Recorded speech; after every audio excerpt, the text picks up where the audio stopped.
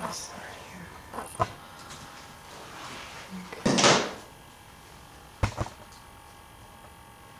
And tell me how, I mean, now you've done it so many times, made a suit so many times, it's probably doesn't feel complicated for you, but it, to the layperson, it, I'm sure, is extremely complicated process.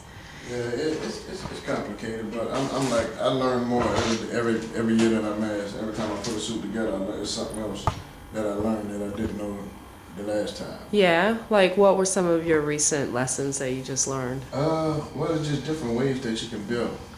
Mm-hmm. And it's like normally I'm like, I kind of draw something and put it together and it never goes together right, but other people like it, but I don't like it. But it ended up being all right. So I've been like just finding out different ways to do things and how to build a suit overall. Mm-hmm. And this suit here, how did you decide on this motif? The underwater, the fountain, the dolphins, the seahorses. Playing. It comes from all over the place. Like this one, this idea, this suit came from, I was playing at a hotel in the French Quarters, and they had the big fountain in the courtyard with the dolphins on the fountain. So I just went home and drew it and went with that. Any of your other bandmates mask? Not at the present. No, Glenn used to mask, but he said he gonna mask again, but he never masked again yet. Mm-hmm. But he might be ready one of these days. And where do you start out? I started at the house where I grew up at Music and Village. Oh, okay. So that's where we can find you. What time are you gonna come out? Well, when I come out, I'm not gonna be standing still. I'm gonna be moving, and then I'm gonna head to Frenchman and Villeray. So what, 6, 8, 10 a.m.? I'll probably be running around at 6, 7 o'clock in the morning. Wow. And then make it over to my chief house and relax a minute. Which is where? On Villeray and Frenchman. Okay.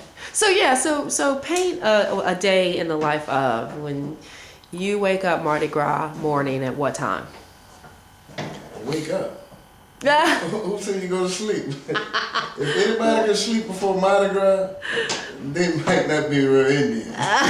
So, okay, tell me the day before. Yeah, just, the 24 hours of the day. It's 48 just, hours. you know, not knowing what to expect.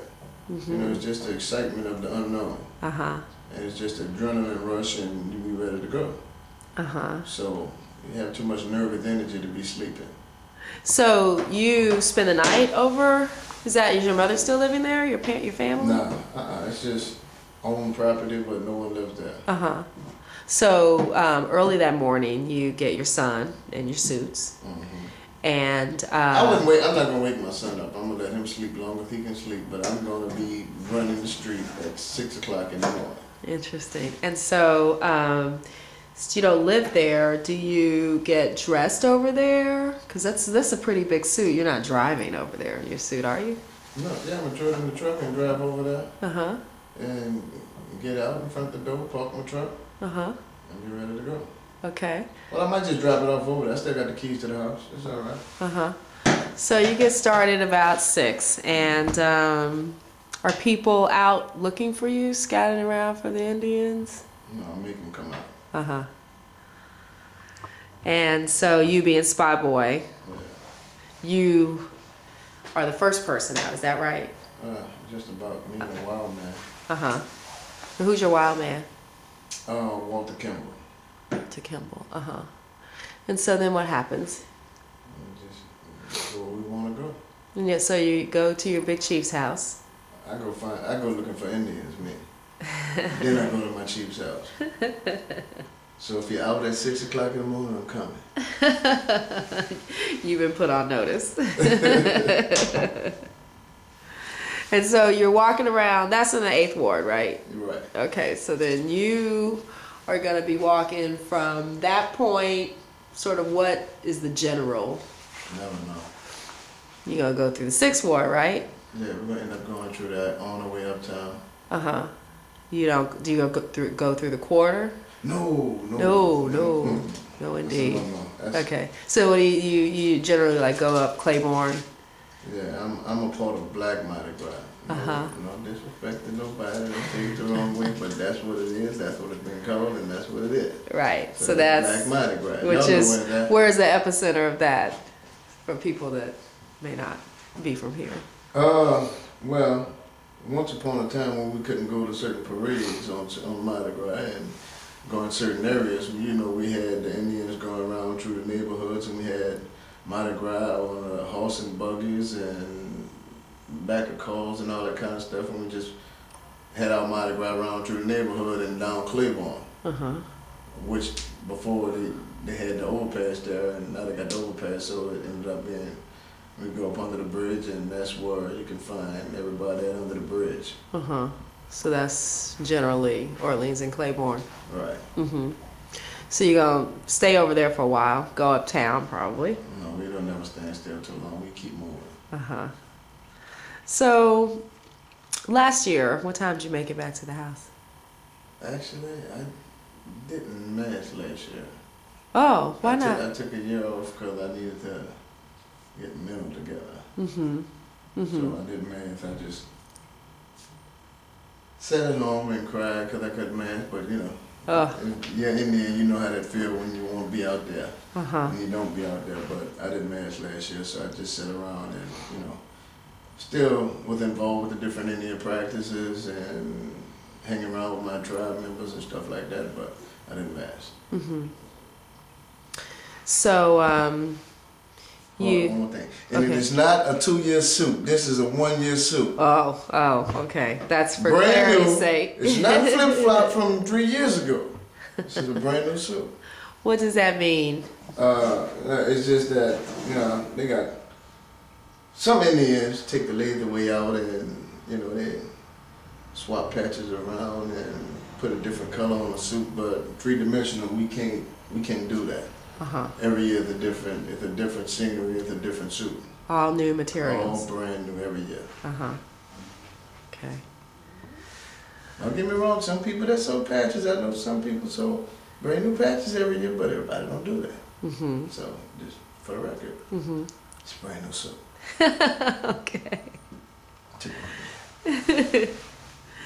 So, can you tell me some of your favorite songs and rituals during the day? Well, when it comes down to Mardi Gras and being on the street, I never get to hear a song what's being sung.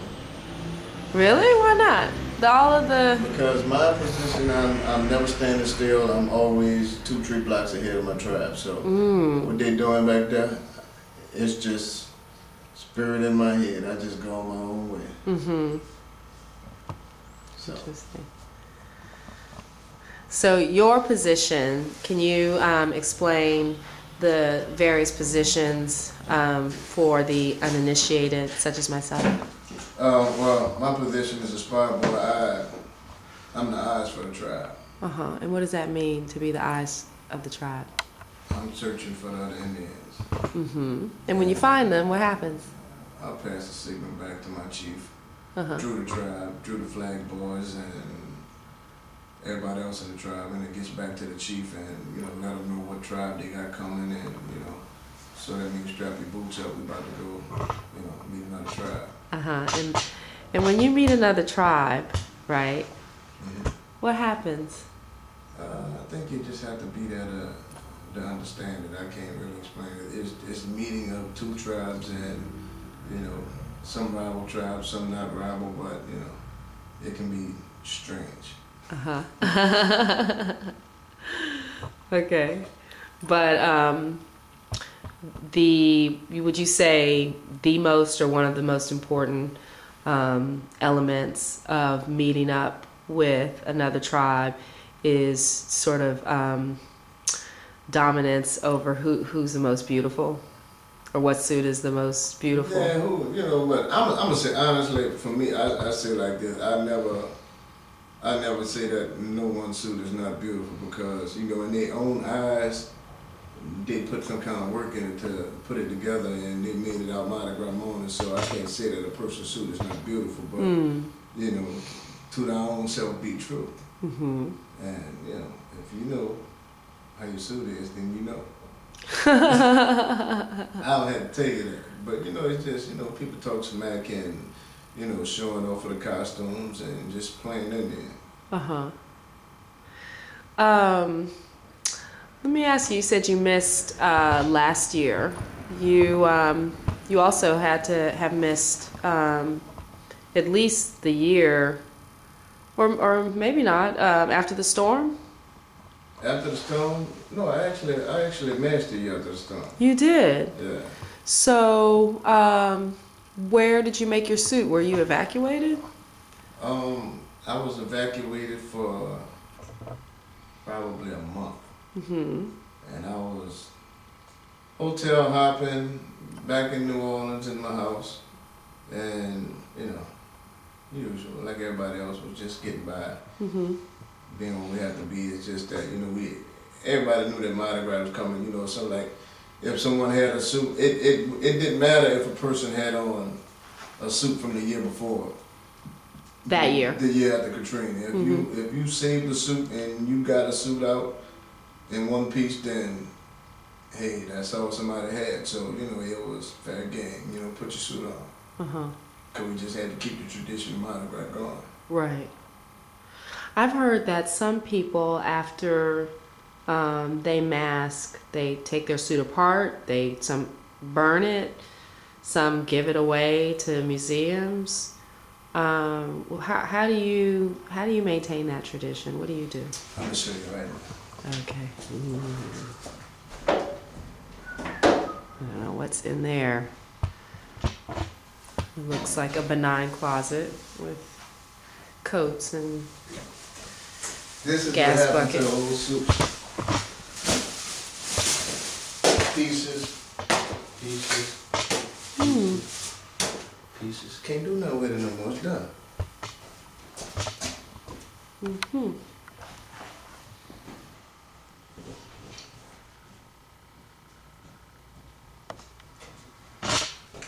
Pieces. Oh, you were yellow one year. That's all I got left. The storm took the rest of it.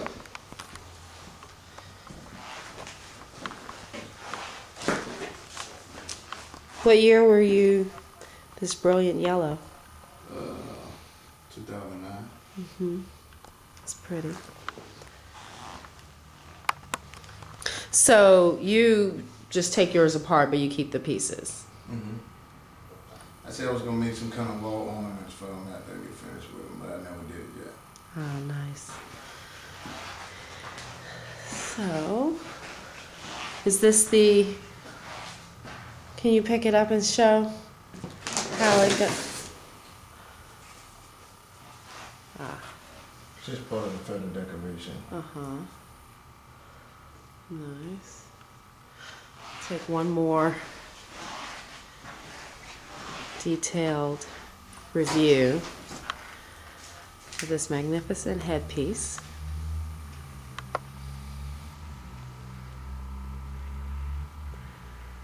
The suits don't have names, do they?